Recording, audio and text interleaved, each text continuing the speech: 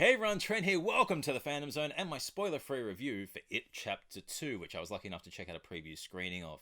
Now, don't worry, I won't ruin any of the scares for you, but the basic premise of the movie is the Losers Club, now in their adult forms, have been called back to Derry, Maine to prevent the entity known as Pennywise the Dancing Clown, aka It, aka Bill Skarsgard with clown makeup, from committing murders and making children disappear all over again and feasting on the town's fears. So Mike Hanscom brings them all back, and it's up to them to face not only their fears, but reflect on their childhood in Derry and formulate a way to beat this monstrosity. Now, Andy Muschietti, who's the director, did a fantastic job with this movie. It is visually stunning. The cinematography is excellent. No landscape and no design is gone to waste. Derry looks like that old school Americana feel that you get from the 60s and 70s. It has the, homely country vibe, but things aren't always what they seem. You've got the dilapidated house, you've got the antique store, you've got the old school cinema, you've got the sewers and the drains and the amusement park, the lighting. Everything is there deliberately and it's used effectively. Every scene, whether it be the camera angles or just the interactions between characters, it is all excellent. And I loved it. It's visually stunning. In It, the book, Stephen tends to go and do a lot of descriptions as the characters are walking through and reminiscing about the scenes and what they're seeing. We don't get that particular perspective in this movie, but we do see a lot of Derry overall. They walk through particular areas and then have flashbacks to their younger selves. So everything that's included is there for a particular reason, and it's very effectively used. And that's where different camera angles and different lighting techniques come into it. We are shown what we need to feel through the interactions and the tone of the actual scene, and that was one of the highlights of the movie for me, was just seeing this very visually stunning, aesthetically pleasing movie. And yeah, Andy Muschietti did a great job with the cinematography as well, and his direction was excellent. The sequences, one of the things that caught my eye very early on were the transitions between scenes. Now, without spoiling anything, there is one scene where we're in a living room, and it's slow, I think it's a living room, and it slowly transitions through the perspective of a jigsaw puzzle to a different character. And that instantly caught me. It's just, there's so many of these little things that happen in the movie, that all these little directions that are just fantastic. It's edited to perfection.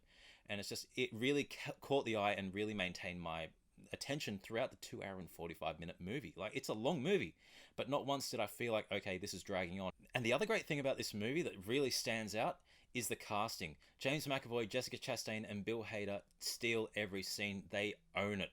Especially McAvoy's Bill Denborough. Like, he has the stutter down pat. He steals every scene.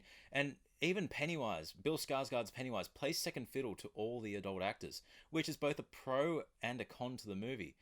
But every time Skarsgard appears, even though I feel like it is less frequently than it is in Chapter 1, he owns every damn scene like a boss. You get creeped out, you feel eerie and unsettled. He just does it absolutely amazingly. And there's a scene from the trailer where he grabs the firefly and he appears. That entire little monologue that he does then, perfection. But that's not to say the other actors did poorly either. Like, everyone owned their scenes. Isaiah Mustafa and Ben Ryan, they all did fantastically as well. And then we have the young actors, Jack Dylan Grazer and Finn Wolfhard. They steal every scene and have fantastic banter. Especially when the young actors were on scene, it made me feel like I was watching The Goonies, and that was a really great feel-good moment in a movie that had surprisingly a lot of humor in it as well. And that was in no small part thanks to the banter between Richie and Eddie. So yeah, a lot of humor, but there was also a lot of suspense and a lot of eerie moments. I have a couple of criticisms on the scares. They were quite formulaic, especially in the middle part of the movie when we were focusing on particular characters. That became quite repetitive, and they followed a bit of a formula where you'd feel like something's about to happen, and then there'd be a little 3-second pause, and then bah! Like, there was not much versatility in terms of the scares, which kind of disappointed me, and I feel like held the movie back from what was great about the first one. There was a lot of unsuspected moments in the first one. But yeah, the creep factor for this came from the overall themes. And very early on, there are a lot of themes of domestic abuse, sexual abuse, and homophobia. These were very overt and very, very unsettling within the first 10 minutes. But then as the movie progressed, that tone went away, and instead we had those kind of undertones throughout the movie. Like, there was references to homophobia and domestic abuse that you had to really pay attention to the interactions between the characters in some moments in the film, and then it kind of really brought down the dauntingness of, okay, these are the fears of characters, and this is what Derry goes through on a regular basis. And that was almost as scary. And when you think about it and process it as Pennywise's attacks, like it is unsettling and scary. Like you are facing human character and human nature, a terrible version of human character and nature. So going up against a scary clown can almost be as scary as going up against, humans. But that was a really great moment, all those little undertones and all those little fears and insecurities.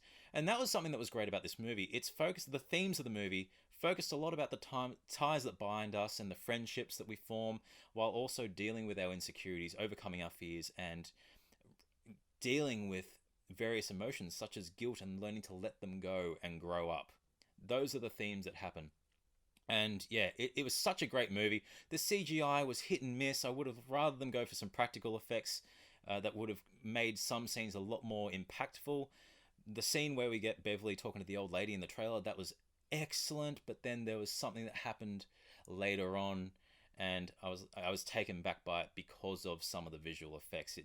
It lost me in those particular scenes. But that's a minor nitpick, and overall, I go into movies looking to have fun, looking to be entertained.